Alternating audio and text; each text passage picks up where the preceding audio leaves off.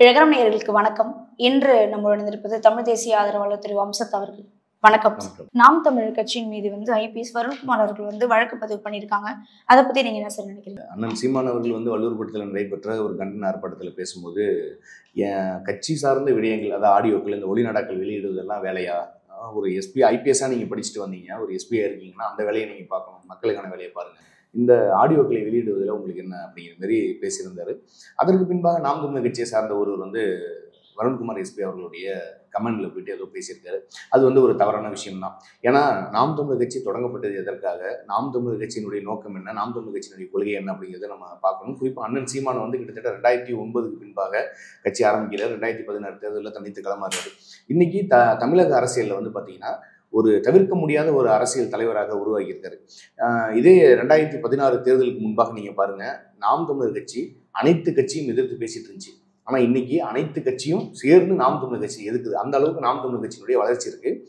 கூட்டணி இல்லாம, பெரிய நட்சத்திர வேட்பாளர்கள் இல்லாம, ஓட்டுக்கு பணம் கொடுக்காம தனித்து களமாடுறாங்க. 8.19 விழுக்காடு வாக்குகளை வாங்கியிருக்காங்க. அப்படிங்கும்போது அதை நோக்கி உங்களுடைய பயணம் இருக்கணும். அடுத்து 2026க்கான தேர்தல் என்ன இருக்கு அப்படின்னு அதை நோக்கி பார்க்கணும். இப்ப நாம் தமிழர் கட்சியினுடைய ஐடி விங்க ஒரு அறிக்கை ஒன்று கொடுத்தாங்க. என்னன்னா, நாம் தமிழர் கட்சியை சார்ந்தவர்கள் தேவையற்ற பதிவுகள், ஆபாசமான வார்த்தைகளோ இல்லை தேவையற்ற விஷயங்களோ இணையதளங்களில் பதிவிடாதீங்க.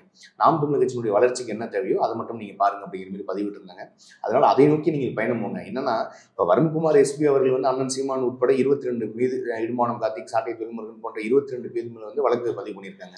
இப்போ அது முக்கியத்துவம் எடுத்து நீங்கள் பண்ணக்கூடிய அளவுக்கு இருக்கீங்க அப்படின்னா, தமிழ்நாட்டில் நடக்கக்கூடிய பிரச்சனைகள் இருக்கு. ஏற்கனவே நம்ம எவ்வளவோ பேசிட்டோம். இந்த திமுக அரசை கழுவி ஊத்திட்டோம். ஊத்தாத இதே இல்லைங்கிற மாதிரி அத்தனை ஊடகவியலாளர்கள், அரசியல் விமர்சகர்கள், எதிர்கட்சியை சார்ந்தவர்கள் அவ்வளவு விமர்சனம் பண்ணிட்டாங்க.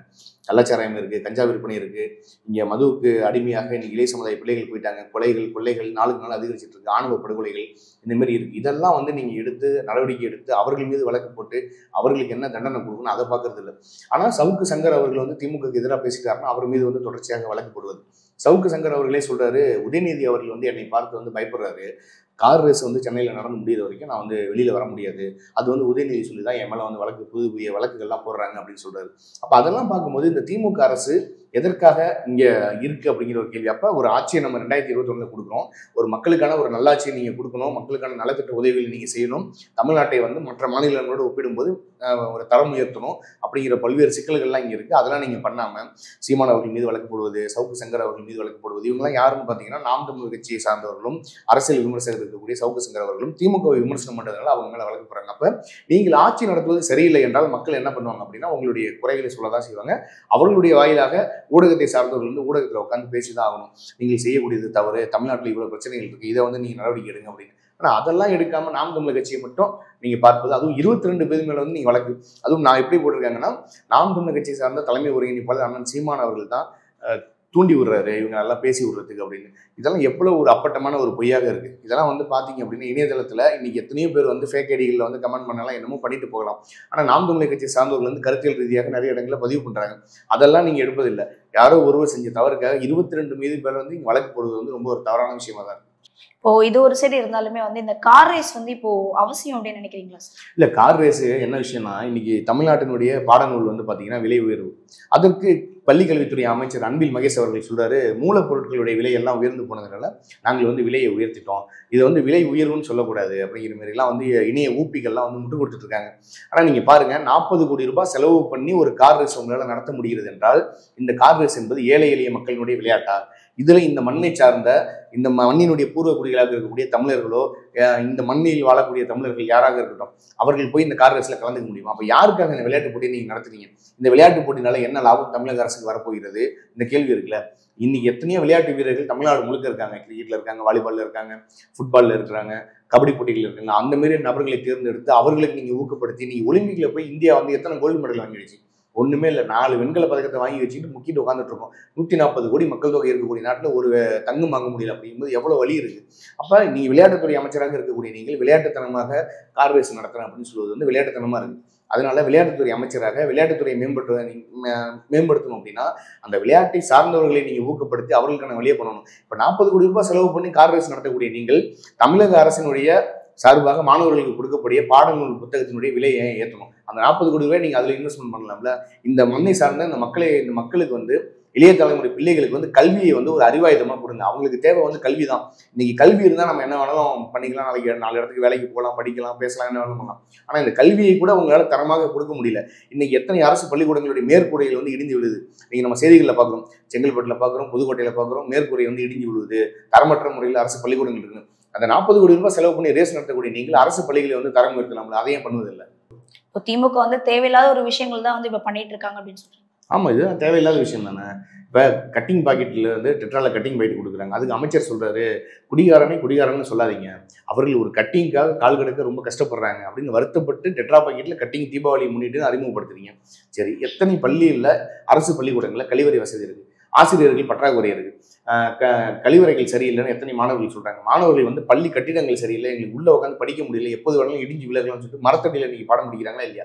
2024 மரத்துக்கு அடியில தான் நீங்க உட்காந்து பாடம் படிக்கணும்னா இந்த அரசு எதை நோக்கி போகுதுன்னு ஒரு கேள்வி இருக்குல்ல. அப்ப டாஸ்மாக்களை வந்து தரம் உயர்த்தணும்னு நினைக்கக்கூடிய நீங்கள் அரசு பள்ளிக்கூடங்களை ஏன் தரம் உயர்த்தல?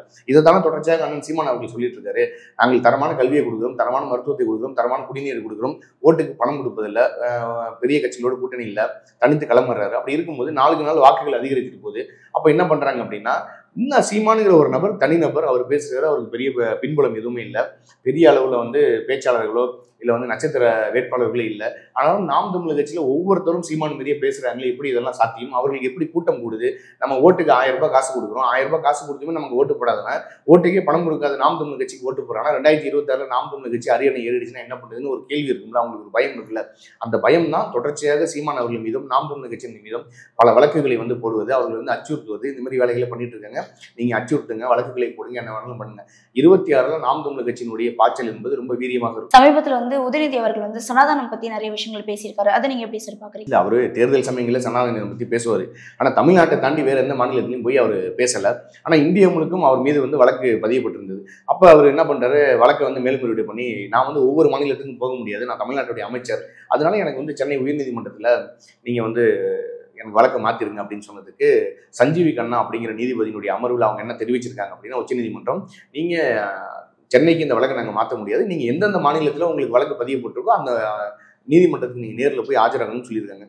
இல்லை, திமுகவுக்கு முட்டுக் கொடுக்கக்கூடிய ஊப்பிகள், ஊடகவியலாளர் என்ற பொறுவில் திமுகவுக்கு ஆதரவாக பேசக்கூடியவர்கள்லாம் பேசுங்க, கேள்வி கேளுங்க. என்னன்னா, ஐயா மோடி அவர்களே எத்தனையோ முறை வந்து நேரில் சந்திச்சிருக்காரு உதயநிதி அவர்கள், முதல்வர் ஸ்டாலின் அவர்களையும் நேரில் சந்திச்சிருக்காரு. நேரில் பேசுங்க, சனாதனம் ரொம்ப தப்பு அப்படின்னு ஐயா பிரதமர் அவர்கள்ட்ட நேரில் பேசிக்கலாம்ல. ஒன்றும் இல்லை, நீட்டை நாங்கள் வந்ததுக்கு பின்பாக விளக்கும்னு சொன்னாங்க. நீட்டை ஒழிப்பதற்கான ரகசியங்களுக்கு தான் தெரியுந்தாங்க. கிட்டத்தட்ட பல லட்சம் கையெழுத்துக்கள் வாங்கினாங்க. அந்த கையெழுத்தெல்லாம் வாங்கி சேலத்தில் நடத்தின காவாலா பாட்டில் கீழே போட்டு எல்லாத்தையும் காலி பண்ணிட்டாங்க. ஐயா மோடி அவர்கள் நேரில் சந்திச்ச உதயநிதி அவர்கள் அந்த வாங்கின கையெழுத்தை கொண்டு போய் நேரில் கொடுத்து, ஐயா நாங்கள் இவ்வளோ கையெழுத்து வாங்கியிருக்கோம், நீட்டை வந்து எங்களுக்கு விலைக்கு கொடுன்னு கேட்க வேண்டியதானே? அப்போதெல்லாம் பேசல. அப்போ நீங்கள் தமிழ்நாட்டில் ஒரு நாடகம் மாறுறீங்க. ஒரு செங்கலை தூக்கிட்டு வந்துடுவார், இதான் எய்ம்ஸ் மருத்துவமனை அங்கே கட்டுறதுக்காக வச்சிருந்தாங்க, நாங்கள் தூக்கிட்டு வந்துட்டோம் அப்படின்னு நீங்கள் வாய்க்கிலேயே பேசக்கூடிய நீங்கள், உங்களை பார்த்து நீங்களே கேளுங்க. ஆட்சிக்கு வருவதற்கு முன்பாக நீங்கள் சொன்னீங்க, தமிழ்நாட்டில் இப்போ மது விலைக்கு நாங்கள் அமல்படுத்துவோம், டாஸ்மாக் கடைகளை மூட வேண்டும் அப்படின்னு பேசுனது ஐயா ஸ்டாலின் அவர்கள் பேசியிருக்காரு, அம்மையார் கனிமொழி அவர்கள் பேசியிருக்காங்க, ஐயா உதயநிதி அவர்கள் பேசியிருக்காங்க, ஆர் ராசா அவர்கள் பேசியிருக்காங்க, திமுகவை சார்ந்தவர்கள் அத்தனை பேருமே பேசியிருக்காங்க மதுக்கடைகளை மூட வேண்டும் என்று. ஆட்சிக்கு வந்து 3 ஆண்டுகள் ஆகுது, ஏன் இது வரைக்கும் மதுக்கடைகளை நீங்க மூடலை? இது நான் பாருங்க, 45,000 கோடி ரூபாய் இருக்கக்கூடிய வருமானத்தை 50,000 கோடியா விலை உயர்த்தணும் சொல்லக்கூடிய நீங்கள் ஏன் மதுக்கடைகளை மூட வேண்டும் என்று ஒரு முறை கூட ஆலோசனை பண்ணல. ஒரு கூட்டம் ஒன்று கூட்டுறீங்க, கூட்டிட்டு 45,000 கோடி ரூபாய் தான் வருமானம் வருது டாஸ்மாக் கடையில், அது 50,000 கோடி ரூபாய் நீங்க மாற்றணும்னு சொல்லக்கூடிய நீங்கள் ஏன் மதுக்கடைகளை மூட வேண்டும் பேசல? அப்புறம் மாதம் மாதம் மின் கட்டணம்னு சொன்னீங்க. இது வரைக்கும் மின் கட்டணத்தை வந்து ஏன் வந்து மாதம் வந்து நடைமுறைக்கு கொண்டு வரல? எதிர்கட்சியாக இருக்கும்போது திமுகவை சார்ந்தவர்கள் வந்து ஒரு போராட்டம் பண்ணிடுவாங்க. என்ன அப்படின்னா, உயர்வது மின் கட்டணமா இல்லை பாம்பின் விஷமா அப்படிங்கிற மாதிரி பேசுவாங்க. ஆனால் ஆட்சிக்கு வந்ததுக்கு பின்பாக இவர்கள் மின் கட்டணத்தை உயர்த்துவாங்க. கேட்டால் மின் உற்பத்தி குறைஞ்சி போச்சு, நாங்கள் என்ன பண்ணுறது அப்படி இப்படின்னு 1008 ஊட்ட வேண்டியது. அப்போ என்னன்னா, திமுகவை நீங்கள் எப்போதுமே எதிர்கட்சியாக வச்சிருந்தாங்க மட்டும்தான் இந்த மக்கள் மீதும் இந்த மண்ணின் மீதும் அவர்களுக்கு கொஞ்சமாவது ஒரு நலன் இருக்கும், அதை வந்து செயல்படுத்துவாங்க. ஆனால் நீங்கள் ஆளுங்கட்சி ஆக்கிட்டீங்கன்னு வச்சிங்களேன், அவங்க செஞ்சதை அவங்களே மறந்துடுவாங்க.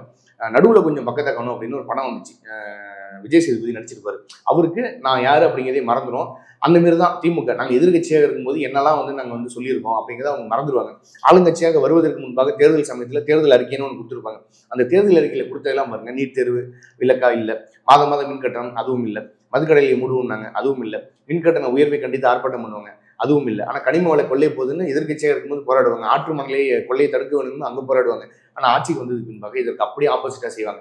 எதிர்கட்சியாக இருக்கும்போது 13 பேரை தூத்துக்குடியில் துப்பாக்கி சூடு நடந்து 13 பேர் உயிரிழந்து போச்சு அப்படின்னு அவ்வளோ வருத்தப்படுவாங்க, அவ்வளோ போராட்டம் பண்ணுவாங்க. ஆனால் ஆட்சிக்கு வந்ததுக்கு பின்பாக இந்த 200 நாளில் 595 கொலைகள் நடந்திருக்கிறதா ஊடகத்தினுடைய தரவுகள் தெரிவிக்குது.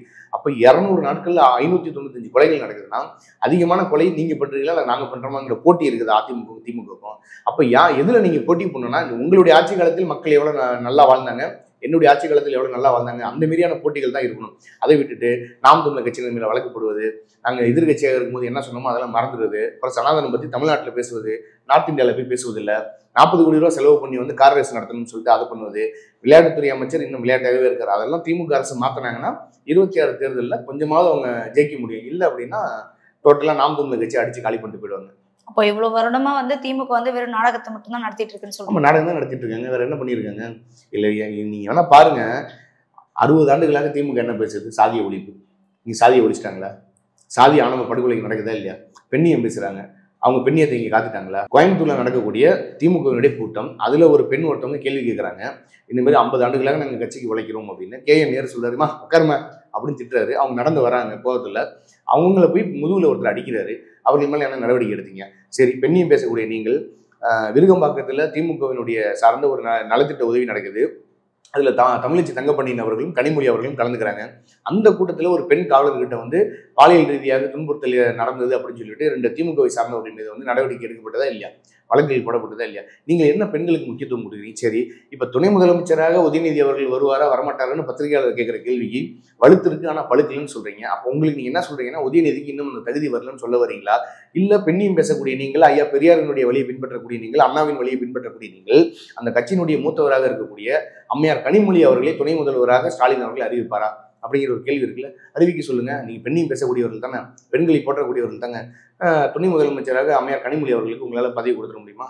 இவ்வளவு நேரம் வந்து நிறைய விவரங்களை பகிர்ந்து கொடுத்துருக்கு, ரொம்ப நன்றி சார்.